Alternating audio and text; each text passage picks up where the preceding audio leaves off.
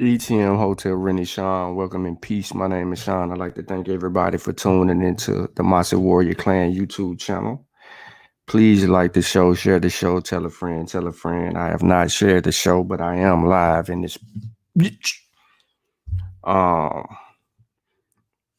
me see here what we got going on, man. You know what I'm saying? Who in the building? Who in the building? Who in the building? Who in the building? If you don't catch the live show, you know, it's all good. The replay is always worth it. So, I want to show you how to have an intelligent conversation and deal with a subject matter without being emotional, without having to deal with the confusion, because the waters get muddy. I just heard a voicemail or something about, it don't even matter. What I set out to do today is to edify something. And I want to make sure in this edification that people can learn how to properly do certain things so it equates to a better discussion, because unless you're trying to make it a learning experience, then you're going to have to source up or shut up. And merely just putting something on the screen doesn't show a command of the information, that you have a command of the information. So it's going to take years of research, cross-referencing, fact-checking, etc., to deal with a subject matter if you really feel some type of way about it.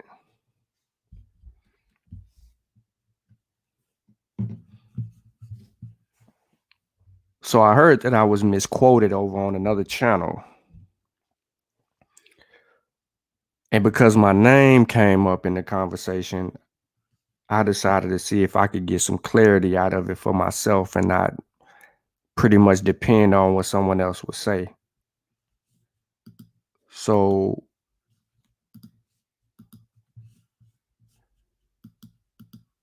I've told this story numerous times before, but never have I ever in a million years said that this was just or made an excuse for it.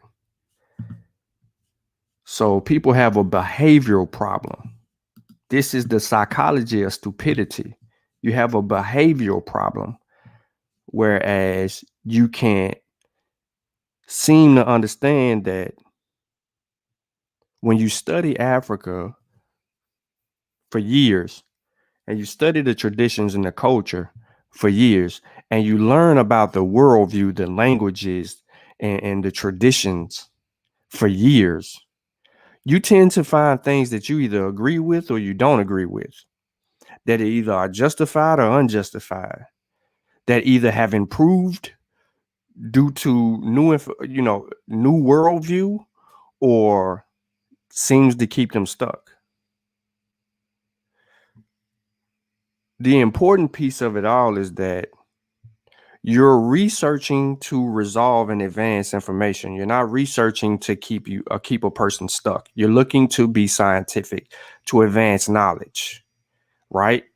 You're trying to edify and educate the people so that they know that we can't go back 100 years and revisit anything that transpired during the American slave involvement. We can't do that. But what we can do is we can go to historical record, provide historical context, and then we can get a proper understanding of the author and what is being written during that time. So I'm not going to put words in other people's mouths. I'm not going to say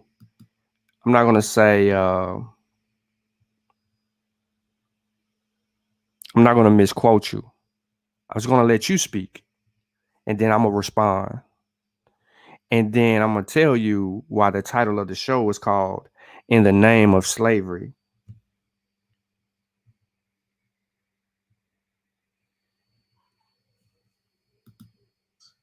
Right. So, like, it's a lot of excuse making is what I'm hearing. It just makes me uncomfortable. You talk about the what you was last night. Yeah. And then I saw you in the chat. I saw you in the chat. Yeah, I was in the chat. Gossip.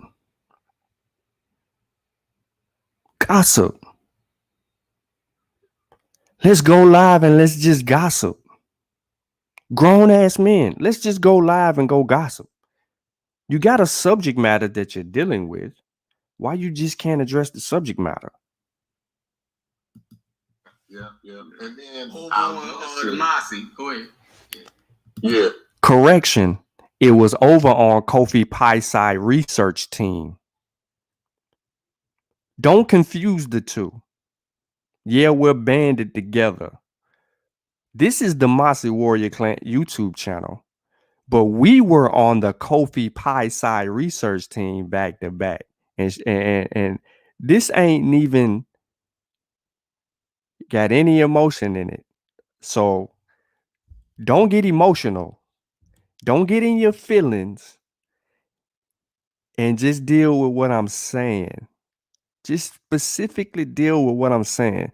Don't get all hard for me and don't do none of that. It's about the information with me. It's only personal about the information. It is not personal if I see you on the street and you got a flat tire. If your wife need me to go run an errand for you because you can't get there and you need me to bring that for your wife.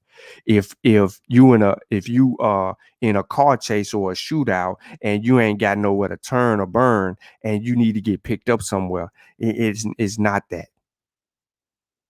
I'm gonna come do all of those things for every last one of y'all on the panel. But when it comes to this information, I'm just not gonna listen to y'all. I can't listen to it. But I'm gonna listen to this though. Yeah.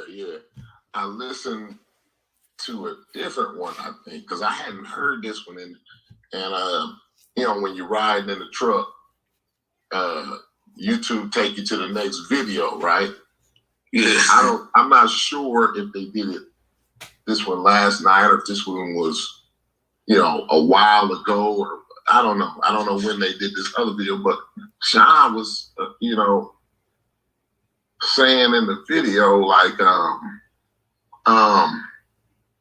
he was making excuses for human beings selling other human beings. I was making excuses, Corey. You sure? Are you saying, is that what you were perceiving to be an excuse? Or are you missing the point that was being made? Because I was talking about how, well, now let me let you, my bad. What up, everybody? Peace to everybody in the chat. Like the show, share the show, tell a friend, tell a friend. I want to, demonstration beats conversation. So let me demonstrate. And he talked about how you have to put in nuance because people would be in certain situations, right? And he's saying even, and this is his word, he's saying even before European influence or whatever, he's saying that a family may have come into a situation where they may have to sell one of their nieces or nephews, right? And, they go ahead and they go down to the neighbor's house or whoever. I don't know who they're selling the niece or nephew to, which is almost unimaginable to me. But most part of the state or debt that we're talking about, like pawning. Yeah, they had owed a debt. He said they owed a debt. So or they had came into hardship, You know what I'm saying? Basically, I'm not using this words verbatim, but this is basically what he's saying. They either have a debt to pay, or somehow they've come over hardship. So the uncle goes ahead and takes the niece down, and he'd sell her off, right? He get a chicken and a goat, is what Sean said, and they start, you know, to do good off the chicken and the goat. You know, they have more chickens, and you know, the goat gives them milk or whatever the goats do. You know what I'm saying? I'm not a goat specialist, but so then he says once they get their money together, you know, the goat that made them enough milk where they can sell some milk and get their paper together, right? They want to go back and get niece back. And he says, but sometimes they go back and get niece back and they had sold niece, right? So, and it's like, if that ain't what we was talking about, I don't understand. Because, like, what part about that is not slavery? Is it because a white boy didn't do it? Is it because she didn't get on a boat and come to America? I'm trying to figure out, why does that not constitute as slavery? And what's the nuance that I'm missing there that justifies that situation? Is it that they needed a goat and they was hungry, and so selling niece is the moral thing to do, so we can excuse that? Even if it ain't the moral thing to do, right? We can't look at it like it's immoral with our 2021 lens here, right? We're trying to project our morality onto someone that would live pre-Bronze Age or during the Bronze Age or something like that. You know what I'm saying? This is basically the excusing that I'm hearing, right? And one right, it depends on the time period. What's moral or what's right, and then I'm hearing also right and wrong is subjective.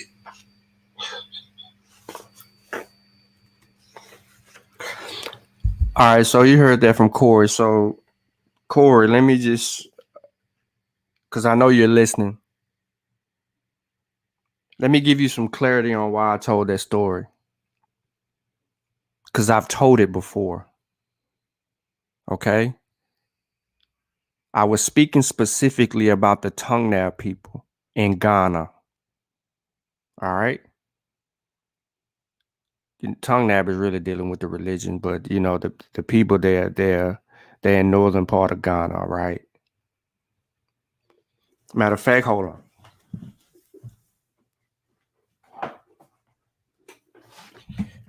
Let me do you a solid. Because I know you're not gonna read it. Okay? But the people, they're the Tallahassee people, okay? They worship a god, his god name is Tongnab. All right.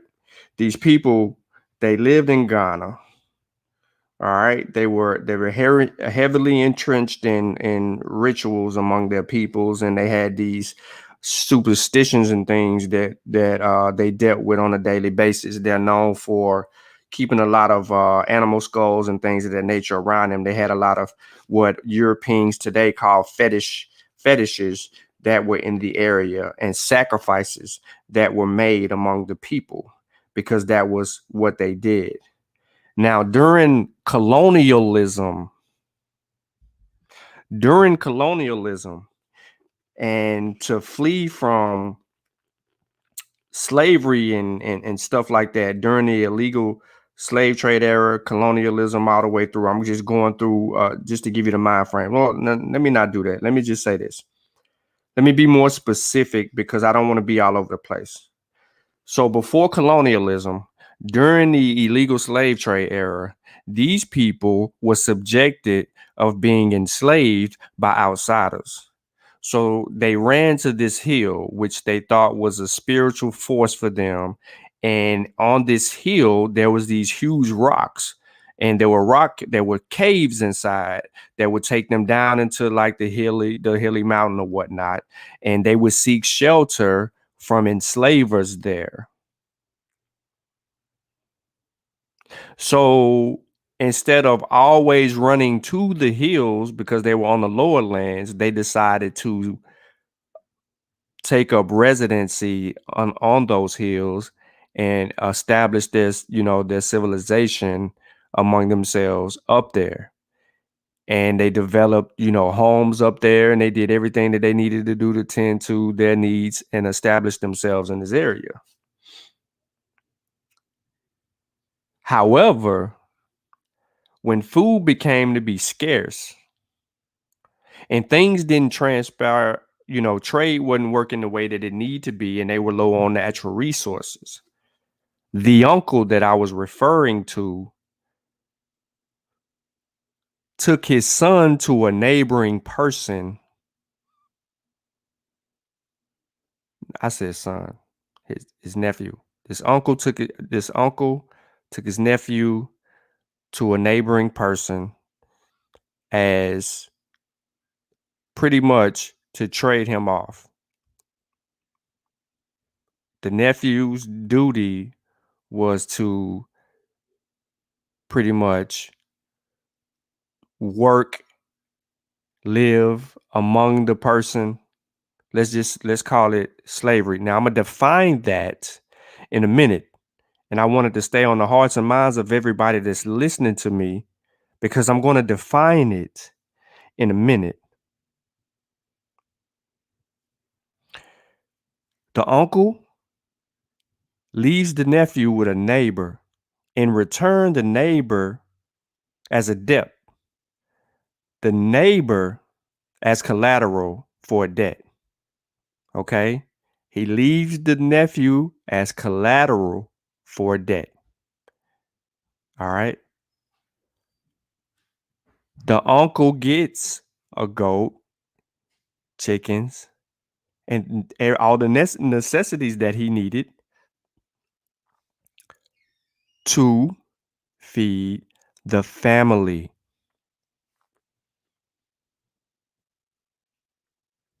The boy was a young boy, and he was worthy, well, not like young, like 7 or 8 years old, like young, like in his like 12 or 13 or whatever. It doesn't even really matter about his age. The point is, the uncle did it. All right.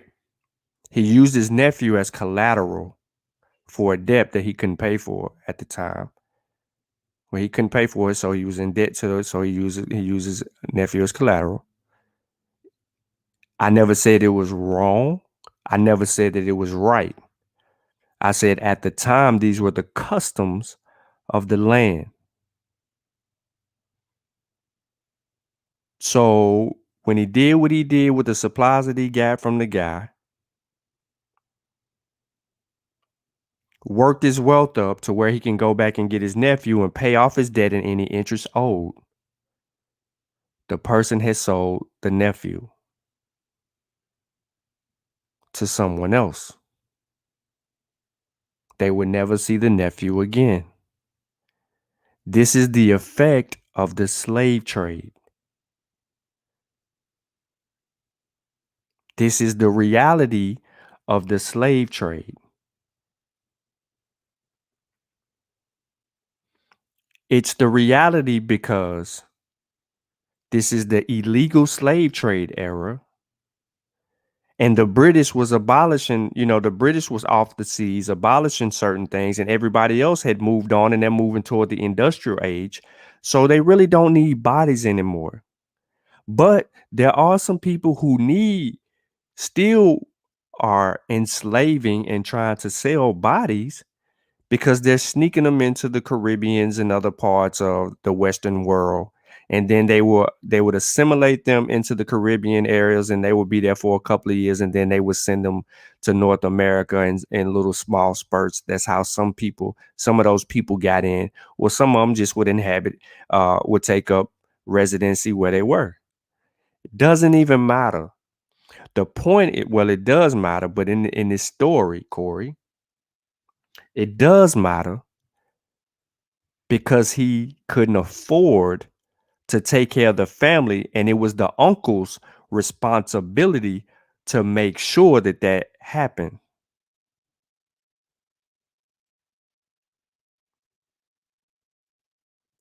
So when I told you the story, I never told you the story. I never told anyone the story to say that if it was just or unjust.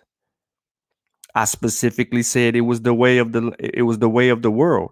So at that time, that was all they had to be able to do anything, which means they had no type of economy to sustain wealth in that family or on that hill among all the people. Because many of them fell aid to some type of situations to where they needed help elsewhere. So economically, they were challenged. The next best thing was a body for collateral. And once they came back to get him, he was sold. And the guy that probably sold him made a lot of money off of him. But that was a primary account. Rattray wrote it. He documented it. He was in the area during the time. It was told to him.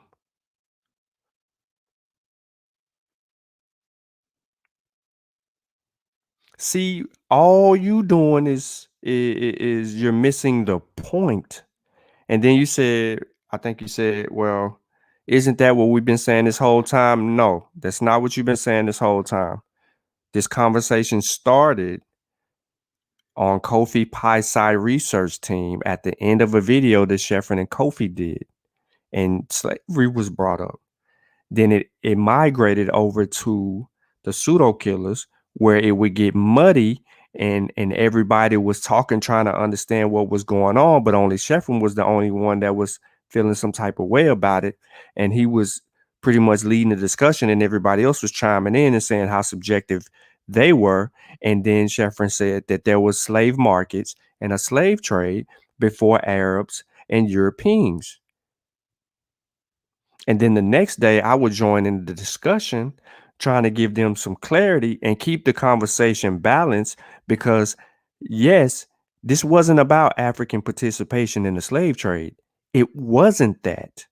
The conversation was about slavery in Africa before the Europeans and before the Arabs having a slave market and a slave economy. It wasn't about Nzinga. It wasn't about all these other things. See, I'm not going to leave the point here. I'm going to stay right on the original topic. I ain't trying to get emotional. So, Unc, you can't say that everybody's emotional. No, we're not. Everybody's not emotional. I still got love for every last one of them. I just don't trust their scholastic integrity on the subject matter. Stick to science where you're stronger. It's just me. I'm not telling people what they can or cannot, Sheffrin. I'm not telling what you can or cannot talk about. I'm just saying do a little bit more research, study a little bit more, dedicate some time into really reading things and learning more about Africa, not just the nuances that influence you to say the things that you actually say or bullet pointing. Like really get into all of the texts. You know what I mean? You can't go blackology on this, bro, because I ain't used an African American source yet. I use continental Africans, internal sources, and external sources such as Europeans and Arabs, and I got the best scholarly work on the subject matter because I got history books.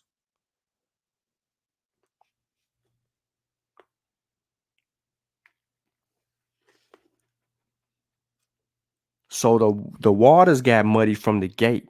This conversation begins to get really, really slippery, and then everybody starts having some type of say about it, and nothing is actually ever in the context the way that it needs to be. So I set out to provide historical context from the beginning, and people got mad.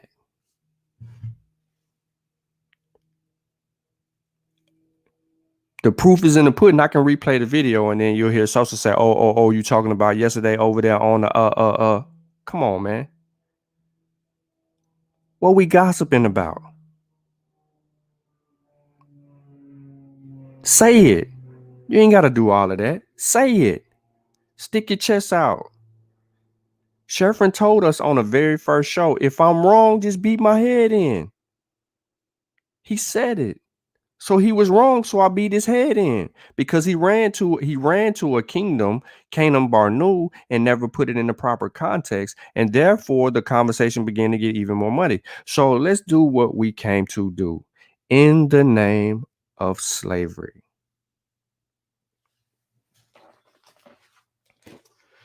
I'm going to make an attempt to define this again from a historical context. And then I want to hear something. Well, I don't want to hear anything. Then I'm going to deal with chattel slavery. And the source that I'm going to give you is coming from the National Archives. I'm just going to go ahead and get it out of the way. The National Archives, right? This is where primary sources are held. Says this: many ethnic groups in Africa practice different forms of enslavement. Slaves were taken as prisoners of war. We heard that. As payment for a debt. I gave you an example. Or punishment for a crime. Europeans exploited this by supplying weapons and money to encourage raids and local wars to obtain more slaves.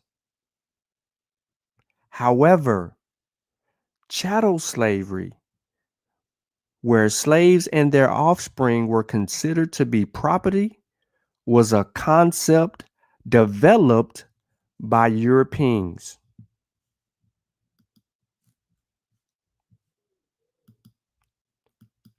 I'm going to let them speak for themselves.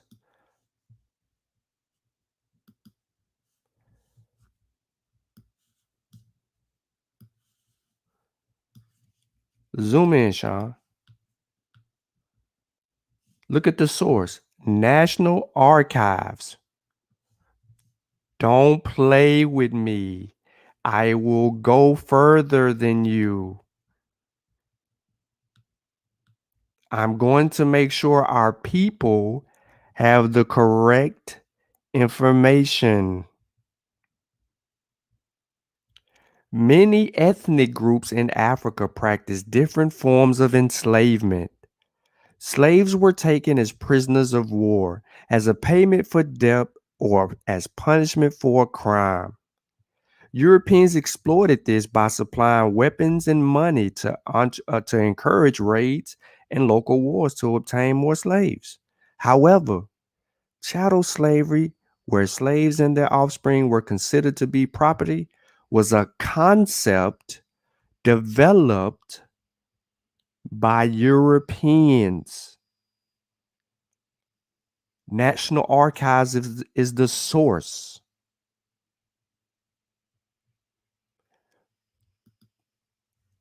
So let me go to the Portuguese.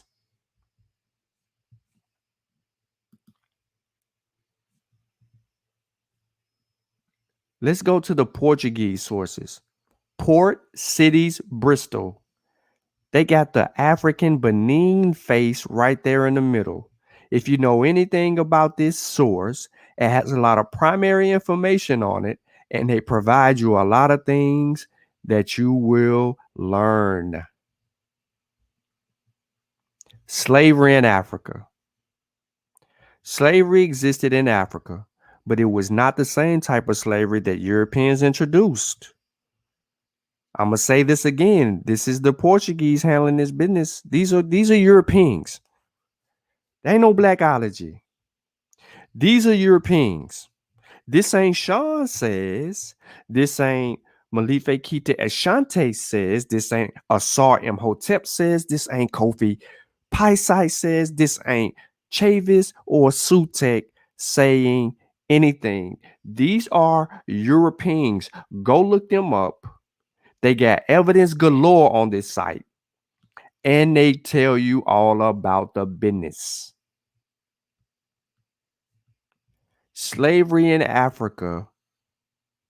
Slavery existed in Africa, but it was not the same type of slavery that Europeans introduced. The European form was called chattel slavery. A chattel slave is a piece of property with no rights. Slavery within Africa was different. A slave might be enslaved in order to pay off a debt or a crime. Slaves in Africa lost their protection of their families and their place in society through enslavement. But eventually, they or their children might become part of their master's family and become free. This was unlike chattel slavery, in which enslaved Africans were slaves for life, as were their children and grandchildren.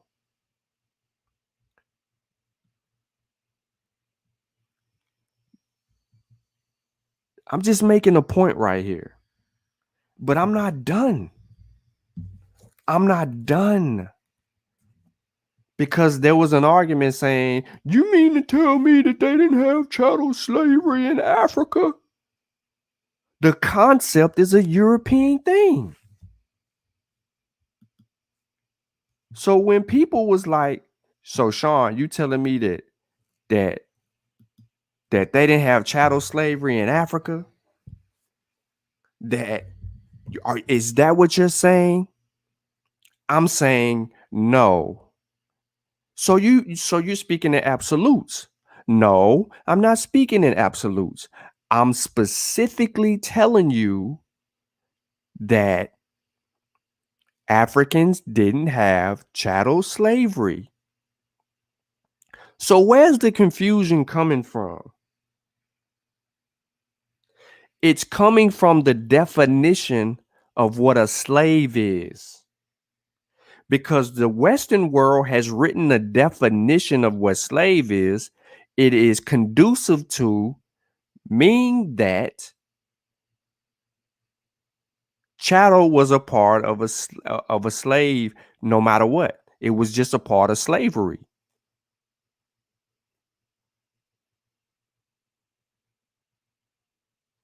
It is what it is. I can't make this up. I gave you basically go look them up. They in Lisbon. That website is a contributing factor to the historical record on slavery. I gave you that. And then I gave you the National Archives. You can't get around that. There you go. I gave it 2 from the horse's mouth. No blackology, nobody from African American defining slavery, none of that. They said chattel slavery. Huh? You saw it. What? You telling me that chattel slavery wasn't in Africa before the European? Slavery existed, bro. Nobody denies that. Nobody denies the African involvement in the slave trade. That's stupid. It's so stupid that 3 years ago when I did the presentations on the slave trades and I ran them down so miraculously that people are still viewing it on the low, but ain't saying nothing about it because I don't want to say who's tapped into them, but I see it because some people even pulling up information that I had on Facebook on the slave trade and liking it. And then I say something to them on the low about it. But they said slavery existed in Africa, but it was not the same type of slavery that the Europeans introduced. So at that point, it's ball game. The Europeans introduced a form of slavery that was called chattel slavery. I gave you two crucial. Those are that's how you research, bro. And then so it doesn't stop there. Doesn't stop there. For Europeans of the 18th century, Negro was synonymous with slave. On a long-term result was the low status given to the Africans in the pseudoscientific racism of the 19th century, and racial prejudice from this source only began to diminish towards the middle of the 20th century. Still, another result of the Western thought was a sense of guilt heightened by the great anti-slavery campaigns of the 19th century. Both Western guilt and Western prejudice are reflected in African thought, yet it is possible to see objectivity. We can admit that the slave trade was evil, that Africans captured slaves and sold them to Europeans, that Europeans bought slaves and forced them to work on the American plantation beyond the long depth moral problem. However, remains another problem of understanding on how the South Atlantic system came into existence and why it has achieved an enormous scale and influence for all the Atlantic history. Now, the problem begins with the institution of slavery itself. This is an extremely common institution in world history, but the word slave remains one of the most ambiguous in lexicon of social sciences. The ordinary dictionary definition will emphasize the slave status as chattel, a thing that can be bought and sold like any movable property. But legal sellability is only one factor in extremely complex links of law and custom which tie the individual to a society. Whatever the legal status, no human being can become simply a piece of property, lacking any other social dimension. As a member of society, this status is made up of much more intricate bundle of rights and disabilities, both present and potential. All of these inevitably help to set the limits of what he can and cannot do, of what he can and cannot become. The nature of slavery will therefore vary enormously from one society to another, depending on what other rights and disabilities beyond mere sellability the individual may actually possess. Therefore, Africa, Europe, and the Middle East all had traditions of slavery going back for millennia. The form of slavery differed so much from one society to another that it can be misleading to talk of slavery as a single institution.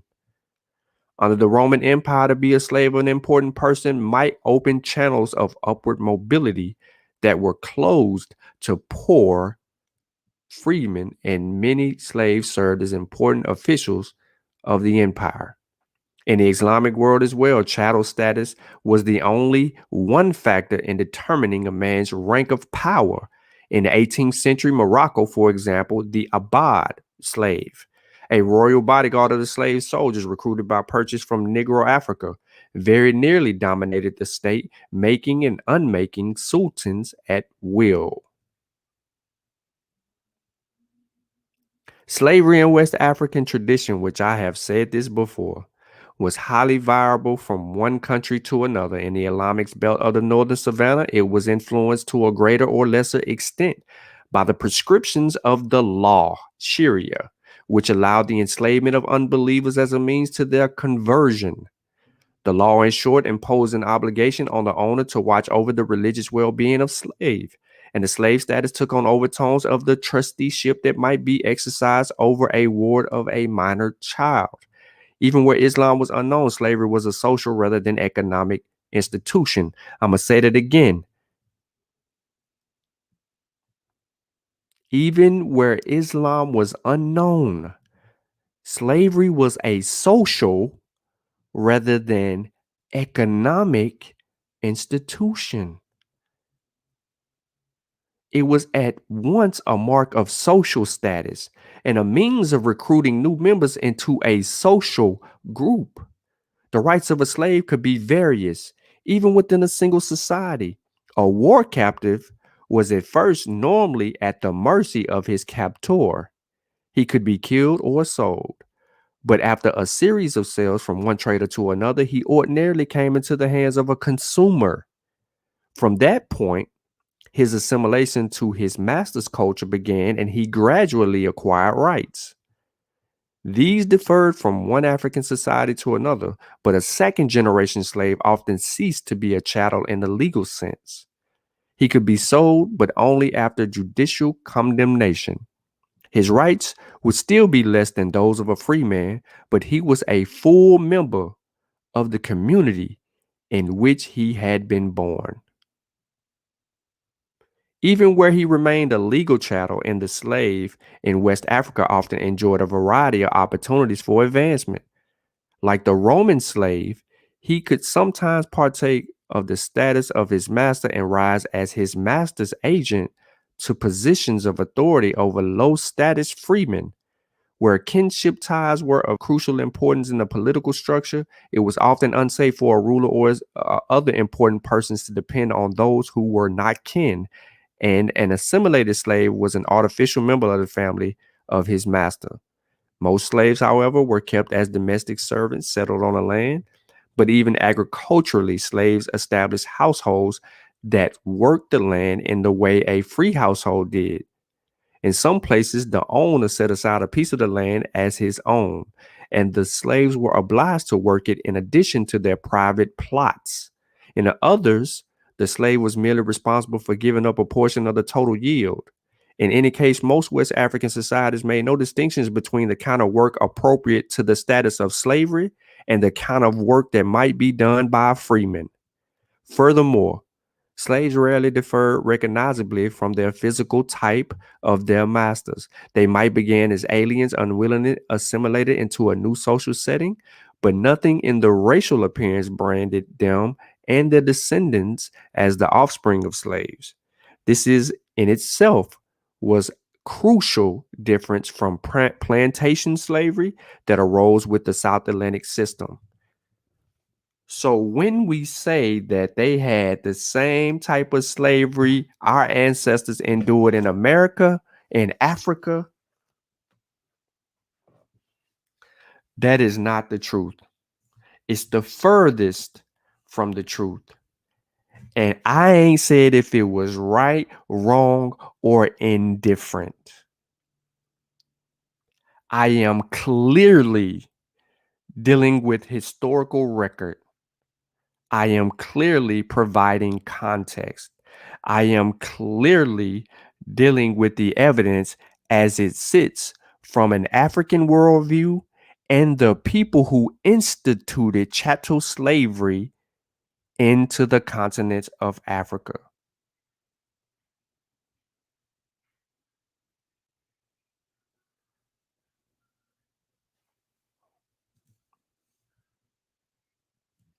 So let me move on and continue this discussion as I see fit.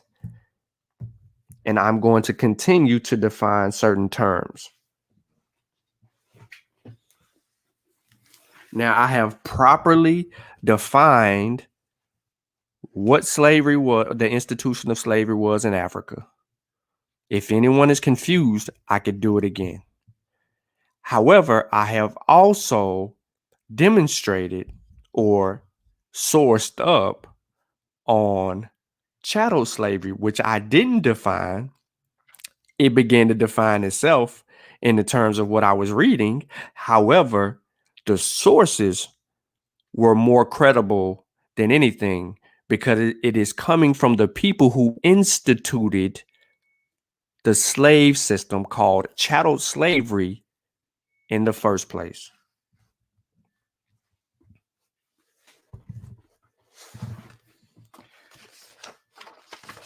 I'm just in my history books. So I have to apologize for little small delays. I just want to make sure that I'm not confusing anyone, gossiping, or speaking from an emotional rant. I want to make sure that we are properly educated and that the subject matter isn't in vain or lost because it's about teaching moments and our people learning. I'm more concerned with advancing the conversation than keeping us stuck.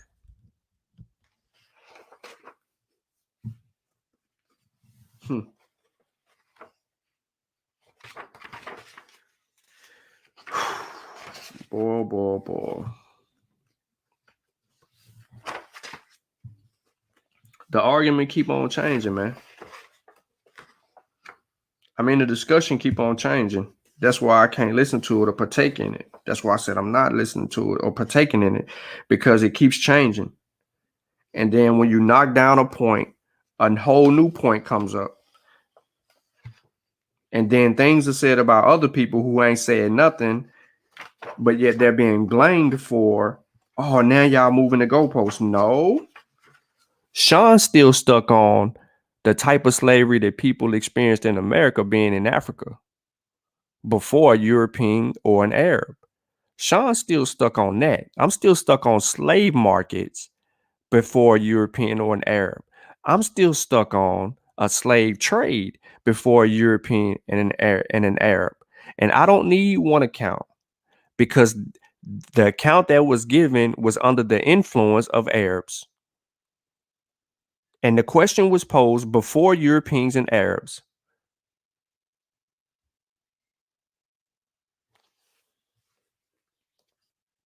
And we still haven't got a source for that. So throwing up a definition of something is not going to help us. Demonstrate.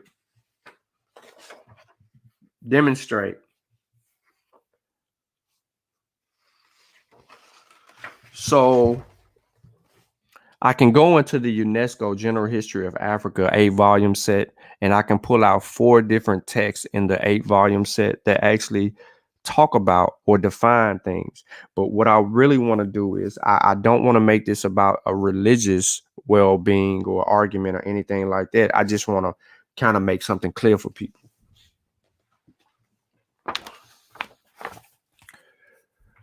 Why did some Africans agree to sell their fellow men? First, we must remember that nearly every society in history has practiced slavery, and the idea was not foreign to Africa from whom Europeans bought them. Secondly, Africans wanted the goods the Europeans brought. And just as they had found with Arabs, apart from gold, the main thing the Europeans wanted to buy was slaves. For the lack of any other commodity to exchange with the Europeans, they sold men and women. Usually these were criminals or prisoners of war from other tribes, so they were not people whom the sellers wanted to keep.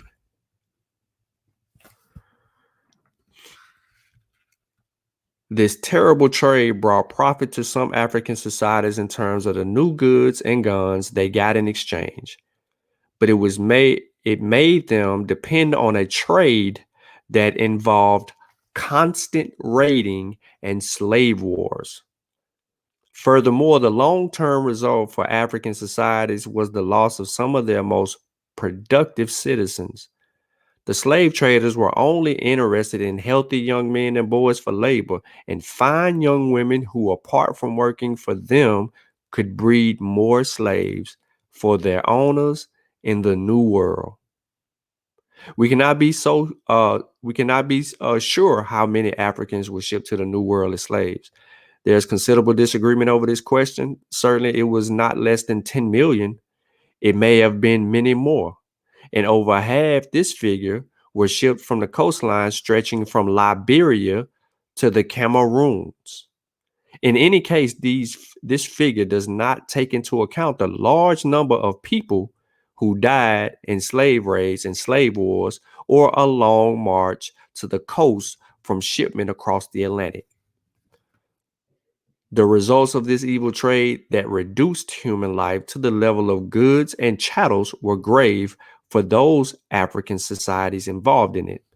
The main lasting result was the spread of the Negro race across the North and South America and the Caribbean, where it now forms 1/10 of the population. Their Africans suffered bitterly in slavery, and even when this was abolished in most countries of the New World, they were treated, though free, as second-class citizens. But in the face of this difficulty, this is a white man writing this, Africans in the New World kept their pride in their race, and in many cases preserved their culture and religion.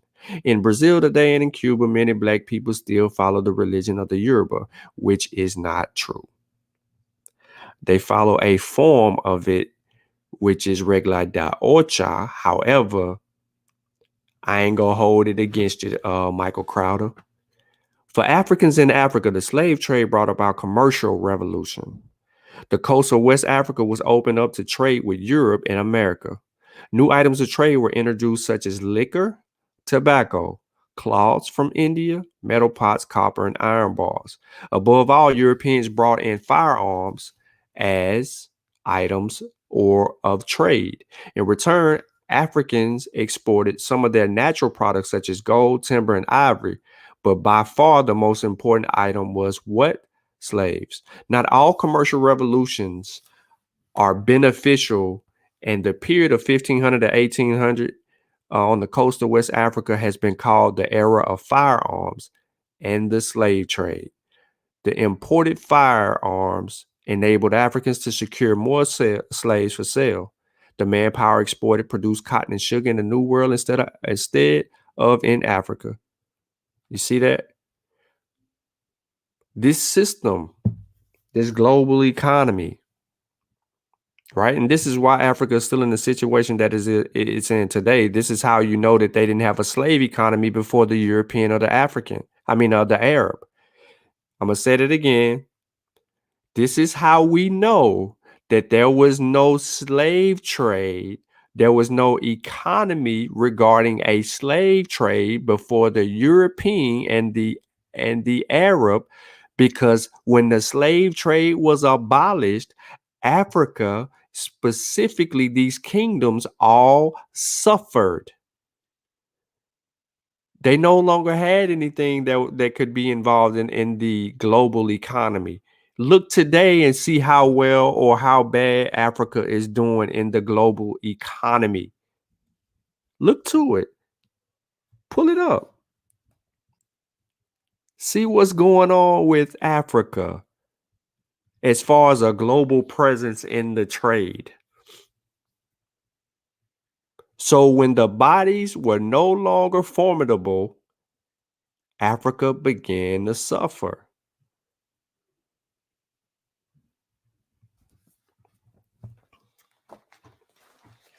I gave you Michael Crowder. I gave you Jay Ajayi. I gave you the I gave you the National Archives. I gave you Lisbon, where all the primary slave trade sources are heralded. I haven't got into the effect of Christianity on the African people or Islam on the African people. So now I'm gonna give you a little bit of what Basil Davidson has to say about the stratification of society. I'm not gonna fill in the other information as it is not pertinent to it. It talks about the 16th century. So it says there also took place a third kind of stratification of society caused by changing and expanding methods by which people worked and produced wealth. This is specifically in regard to West Africa. It says craftsmen formed themselves into different groups according to their skills. Metal workers, boat builders, fishermen, farmers, diviners, priests, singers of songs, and many others. Some of these groups of craftsmen specialists possess much social power. Others possess little. How much social power each group possessed also varied from place to place. Among some peoples, for example, metal workers were greatly honored. Among others, they were not. Now, these community divisions had already gone very far in West Africa by the early years of the 16th century, especially where the political consequences of Islam had taken their effect. Society had built, in other words, a ladder of social power. This marked an important, if often painful, stage in social growth. And it happened as we know it in nearly every part of Africa, as nearly every part of the world. Needless to say, Men were seldom able or content to go on standing for long on the same rug of the ladder of social power. Slaves pushed upward into freedom, kings were pulled downward.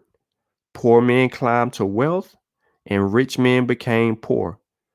There was a constant movement up and down, and this movement greatly influenced the events of political history, setting one people or state against another and promoting wars and conquests.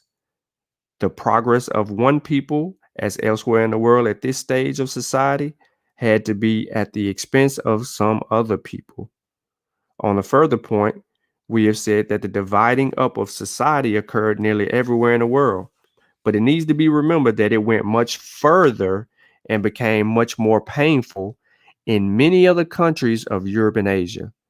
There, because of much greater development in production and exchange of goods and wealth, society became divided into class stratifications of masters and servants, with few people having great social power and most people having little or none. Their two movement up and down the ladder of social power became difficult or rare, at least until the French Revolution. This far stiffer stratification had not happened in West Africa. Indeed, it has still not happened.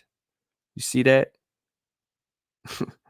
The horizontal divisions have often remained of less influence than the vertical divisions into different clans, descent lines, and communities. This is one of the reasons why many of the old equalities of life, much of the old democracy of the clan and kinship systems, are still alive and vivid in the West African countryside today. This is also why most West African governments during the 16th and 17th centuries were much more democratic, much more respectful of their rights of individual men than there were most of the governments in Europe. He goes on to talk about masters and servants. Old records and traditions reveal little of the way in which ordinary folk live, but much of the magnificence of kings. Travelers from North Africa were greatly struck by the power and the wealth of West African rulers. Here, for an example, in North African description of the court of Empire of Mali. It was Batuta who traveled to Mali in 1352, but it was certainly true a later time as well, where, he experienced the wealth of Mali. So he gets into all of that and talk about Mansa Musa. So now I'm going to stop right there. Well, no, not yet. I don't want to go too far into Basil Davidson. I want to bring up a historical point. I want to bring up a point of argument for a lot of people. On the issue of Muslim slavery, the situation is even more disconcerting. Slavery as a form of wholesale humiliation of blacks is real in the African history as it is in contemporary black experience. Hence, since the beginning of the 20th century, slavery became quite understandably the concern, if not the preoccupation of numerous renowned academics, both blacks and whites. And in any analysis of the black African encounter with the Christian West, this has resulted in volumes of scholarly research, novels, and emotive films aimed at keeping alive the horrors of this dark side of African encounters with Christian West.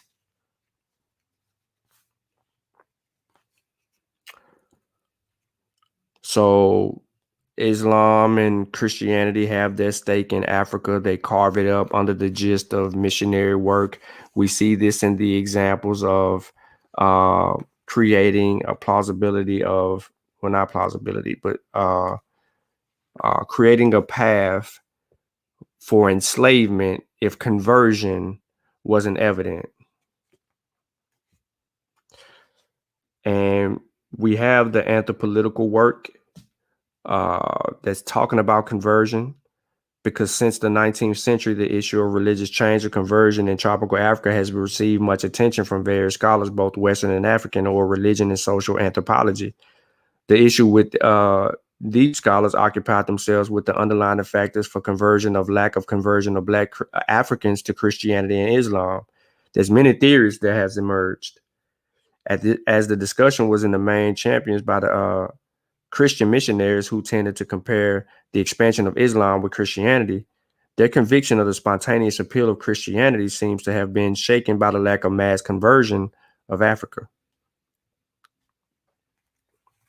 You have to consider those things because traditional Africa took a hit. It took a huge hit. Its worldview changed with the incoming of a new religion, right? Missionary influence, whether Arab or Christian. Those missionary influences from those outside systems serve the purpose of get down or lay down. Despite the fact that, if you look toward the Mediterranean where the Christians and the Muslims went to war and they had their war, many people don't even speak of that. They just skip over that part. But when you talk about the religious wars, they were prevalent. When you talk about the prophet looking to spread Islam, he did it with an army.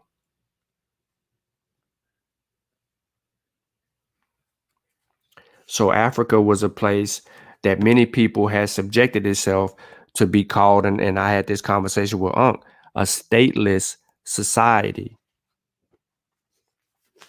So let's deal with the historical aspects of what the hell they mean by a stateless society. I knew that many people wouldn't watch my presentation on Windows to West Africa, in that I pretty much dealt with the fact of a stateless society. And I wanted people to actually understand what made Africa vulnerable, in the eyes of the Europeans specifically. In dealing with the topic of this kind, it is important that we should start by being clear about the kind of society we're discussing for the purposes of convenience. I propose the following 4-point definition. I am quoting Robin Horton. Mr. Horton says, in a stateless society, there is little concentration of authority. It is difficult to point to any individual or limited group of men as the ruler or rulers of the society. Such authority roles as an exist affect a rather limited sector of the lives of the subject to them. The wielding of authority as a specialized full-time occupation and virtually unknown. The unit within which people feel an obligation to settle their disputes according to an agreed rulers and without resort to force tends to be relatively small. This was not true about West Africa. You had a council of elders who dealt with issues. You had kings that were the leaders of the communities or chiefs. There was a political structure in all parts of West Africa, right? That we can see the chieftaincies and we can see that. So to call them stateless was disrespectful, but it subjected them to being enslaved because they saw them as different.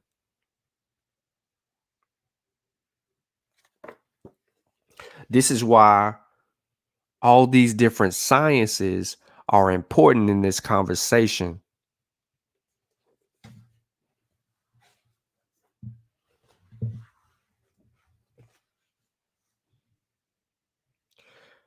Black equals slave.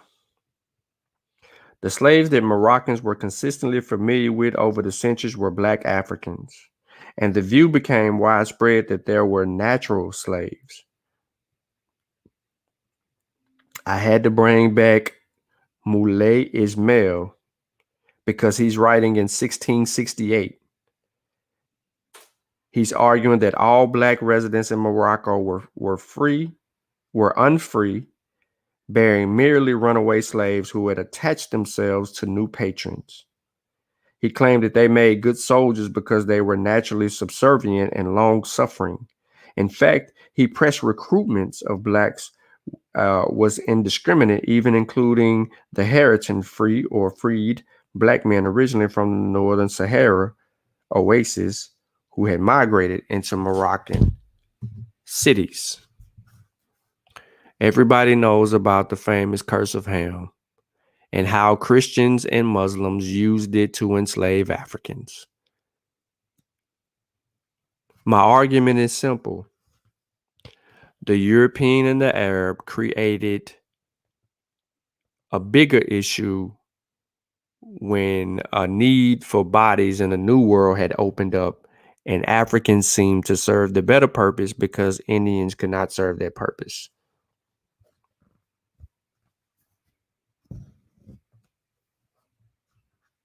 So when we say an economy,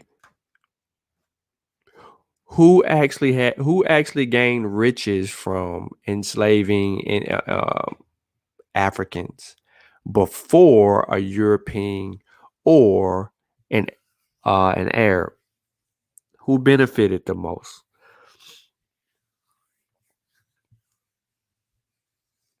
Who had sustained economic achievement before a European or an Arab? Absolutely, they got to read volume 2.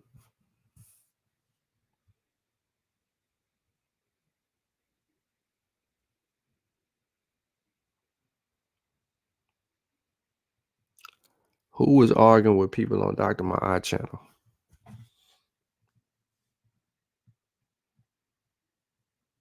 Are you good, Pierre?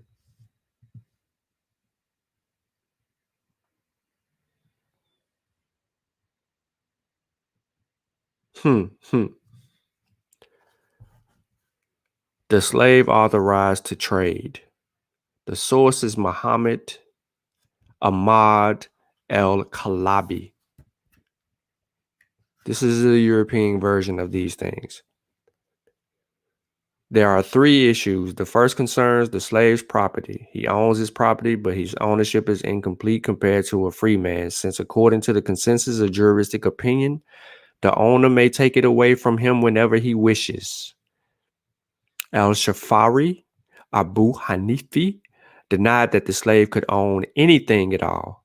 According to Malik, the slave is allowed to have a concubine and to engage in sexual intercourse with what his right hand possesses, with the permission of his owner, but not according to the 2 above mentioned authorities.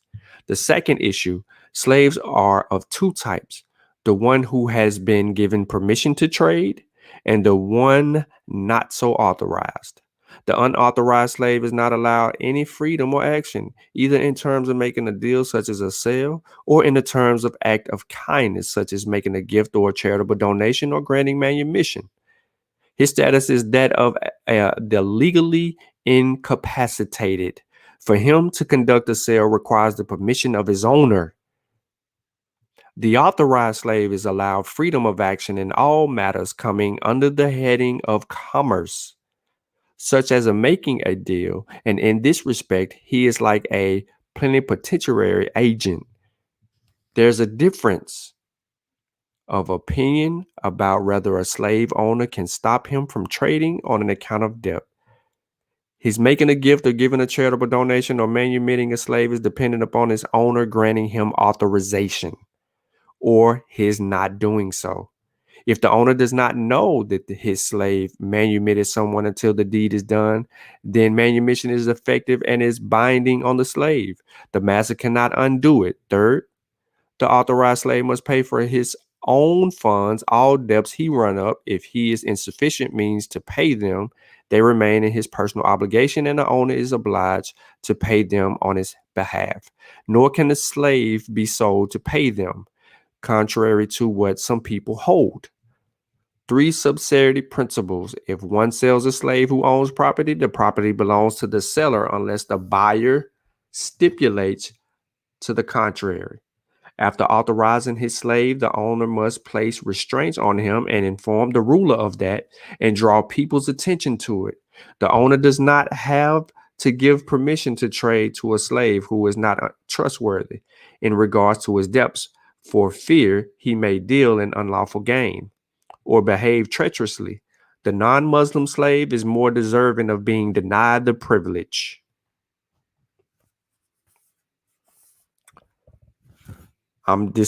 We're dealing with the Arab worldview now. There are 7 types of manumissions when it comes to slavery.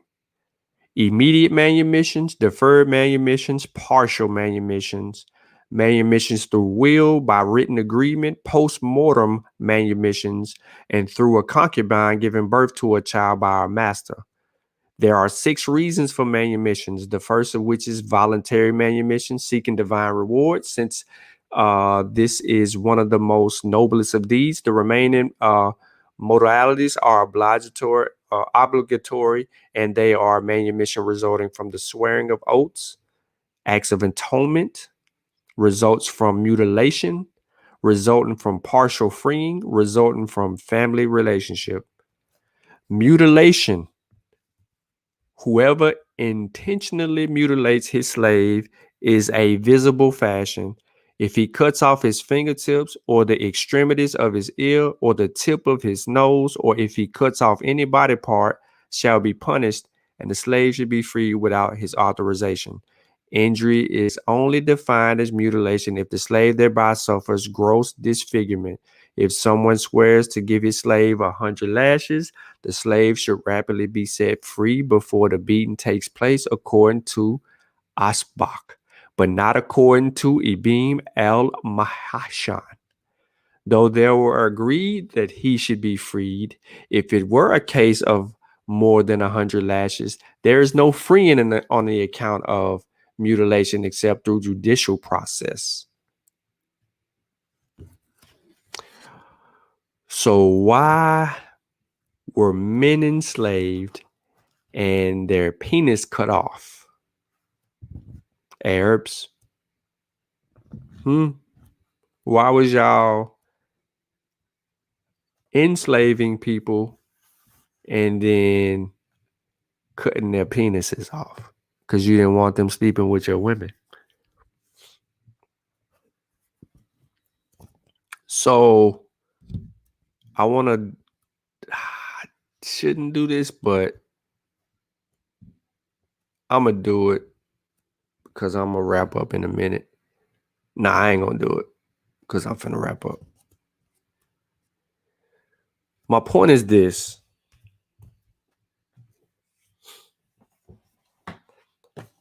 None of us forced anyone to jump out the window. It all started from a simple conversation. There's no tempers flaring and nobody wanting to fight each other or anything like that, ladies and gentlemen. This is merely a case of the have and the have-nots. You either have a command for the subject matter or you don't have a command from a subject matter. And if you don't have a command of the subject matter, you usually argue from emotional rants and feelings. When you don't understand something intentionally, you try to impose your worldview on things that make you look a little weird in the eyes of many. So when context is given, you can't change the topic of the conversation. You can't run and then start a whole nother claim. We still ain't dealt with Sheffrin saying that there was a slave market and a slave trade before Europeans. And I like Sheffrin, by the way. So for anyone thinking that I'm intentionally trying to insinuate anything other than that is crazy. I will fly to Baltimore right now and I will protect Sheffrin if he's in some ish. If he ain't had no money and I'm finna go eat, I'm gonna pay for his meal. If he ain't got a jacket and it's cold outside and we somewhere where we stuck and he ain't got no jacket and I do, I'm gonna get him one, or I'm gonna give him the one that I got and just give me one. So it's not that. So if I talk a little ish, that's all I'm doing, Corey. I'm just talking a little ish. Don't take it personal. Stick to the information. Remove the emotions from what someone is saying, because I try to do that really well with y'all. I try to remove all the emotions and focus on if you're making a point, if you have a point, or if you don't. But I mostly hear, you get into a rant and you start cussing and you're frustrated, or you start subjecting things onto the subject matter, and then it becomes too much to bear. I can't disseminate where you're trying to go with it. And I really be thinking that you're more intelligent than what you put on, because some people who listen, they tend to, agree with you, but they don't know that they're in a position of being wrong themselves. We're all trying to be right a little, either a little or a lot. What I mean by that is come on, man, I'm right. They ain't saying that I'm wrong. They're saying that I'm right. They're just adding context to it. No, I'm saying that you're right. Africans participated in the slave trade, but you're wrong to say that there was a slave market and a slave economy before Arabs and Europeans. You're wrong to think that slavery is the same in Africa as it is in Europe and as it is in the Middle East or the Far East, or even in the New World that no one known before. You're wrong. And when I say that, I'm saying that based on the definition. When you say that chattel slavery was in Africa before Europeans or Arabs, you're wrong, because the European form of slavery was introduced to Africa, and they said it themselves. We ignored them saying it, but we accepted a wiki definition that takes us beyond things. And oh, by the way, I hope y'all can speak Dutch, because the claim comes from y'all, and y'all got to qualify the claim. And you have to prove that Nzinga was selling 13,000 slaves a year when you're absolutely incorrect about that.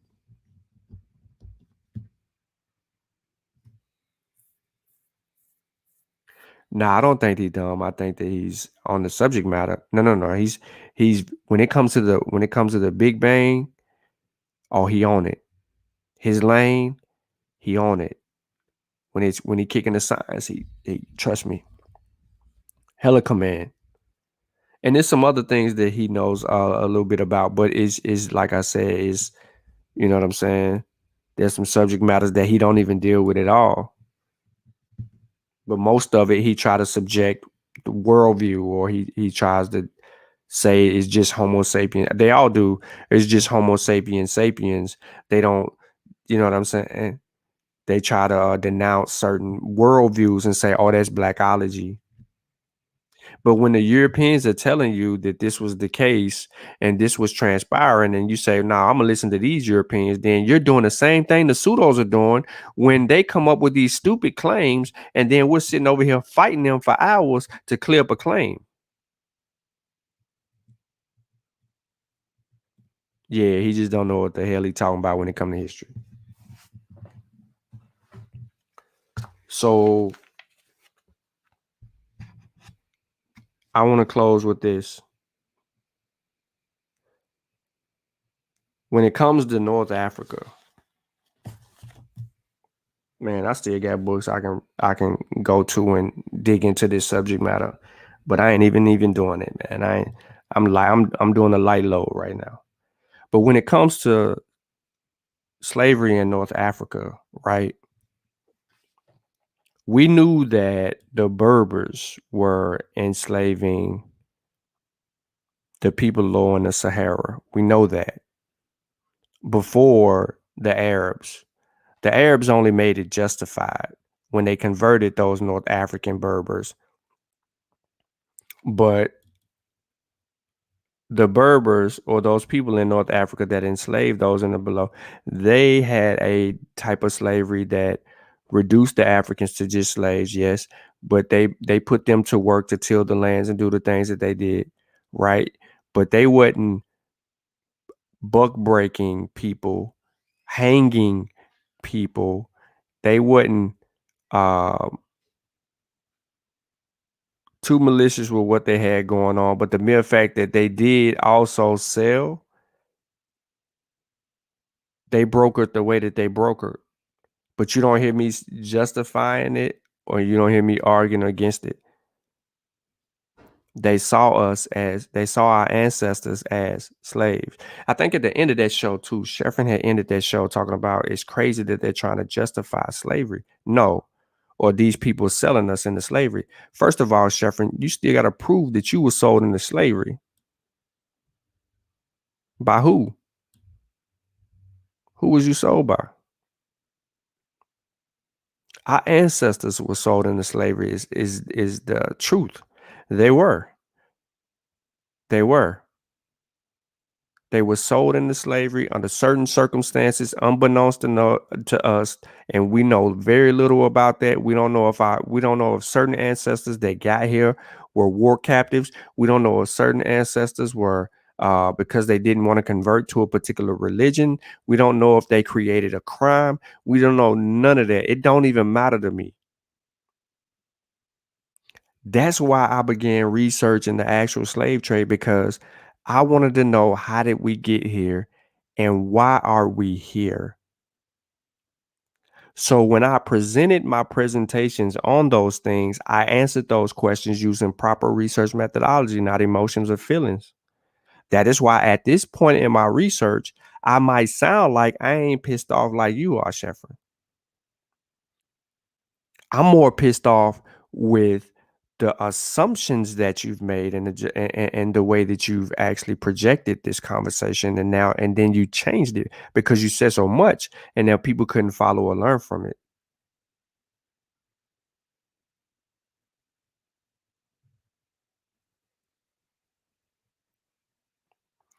Boom. What do you mean who's who in this conversation? I know exactly who's who in this conversation because I studied it.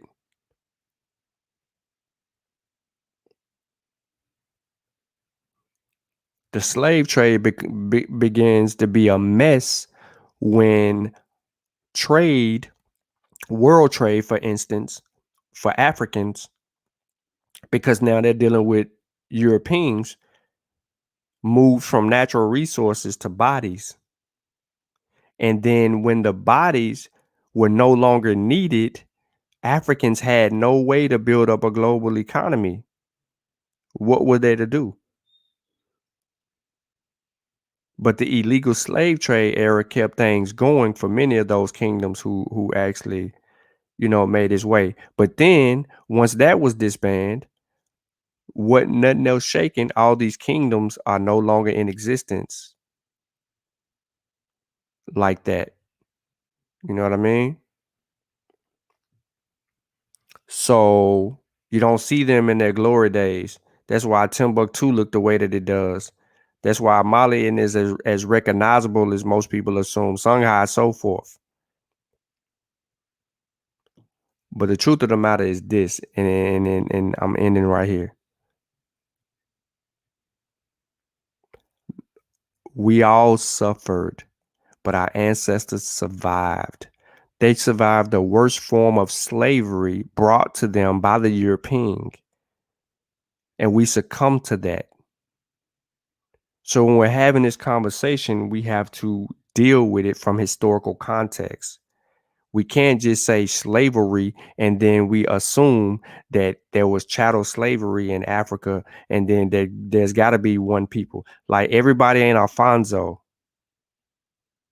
Like everybody, that's not even a dominant form of a cultural nuance or how the society is structured. That's why I can sit here and say no.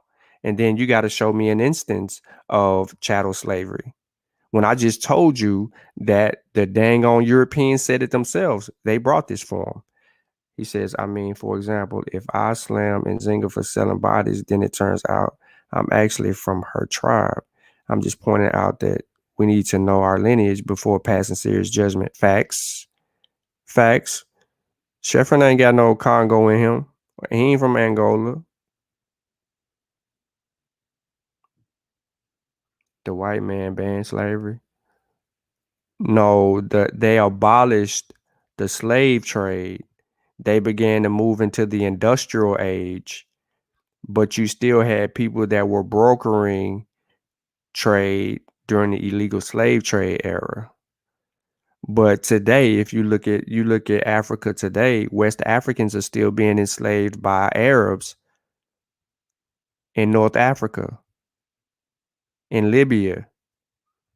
They are literally capturing them, putting them on buses and trucks, and driving them to Libya as slaves. They are enslaving them in the 21st century. And here we are talking about slavery on YouTube, and we got people in West Africa that we are related to, potentially a lot of us are related to, and they're being enslaved. That's what you should be really pissed about, Sheffrin.